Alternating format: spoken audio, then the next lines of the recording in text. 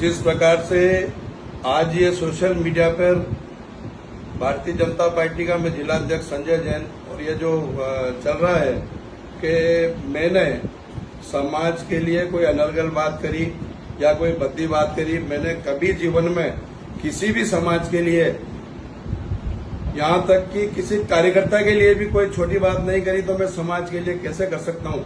मैं सम्मान करता हूँ, 36 की 36 कौम का सम्मान करता हूँ और लगातार मेरे 40 वर्ष के इस राजनीतिक जीवन में मैंने कभी ये विचार ही नहीं किया। समाज हमारे लिए पूजनीय है, समाज हमारे लिए आदरणीय है और हम समाज के बीच में जाकर भारतीय जनता पार्टी का काम करते हैं और समाज का हमेशा हमारे को समर्थन मिलता है।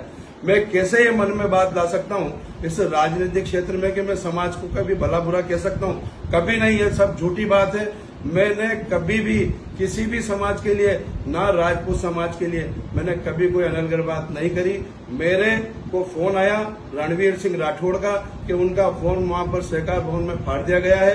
हम सब यहां से गए, हमने जो कोऑपरेटिव के चुनाव के निर्वाचन अधिकारी थे सिर्फ उनसे बात करी। मैं उस दौरान देख रहा था कि कम से कम 25 मोबाइल जब हम बात कर रहे तो रिकॉर्डिंग हो रही थी। अगर इस प्रकार से मैंने कोई अनर्गल बात करी होती तो निश्चित रूप से वो उसमें रिकॉर्ड होती और रिकॉर्ड होती तो निश्चित रूप से वायरल होती। मैंने इस प्रकार से कोई बात नहीं करी। मैं आप सबसे हाथ जोड़कर विनती करना चाहता हूं, मैं आप सबसे समाज के लोगों से हाथ जोड़कर विनती करना चाहता हूं, मेरा कोई इसमें दोष नहीं है। मैं सिर्फ राजनीति को स्वच्छता से काम करने वाला छोटा कार्यकर्ता हूं। आप सबका आशीर्वाद मेरे साथ हमेशा रहा है। मैंने कभी इस प्रकार की गंदी राजनीति करने का प्रयास करा भी नहीं और ना करूंगा।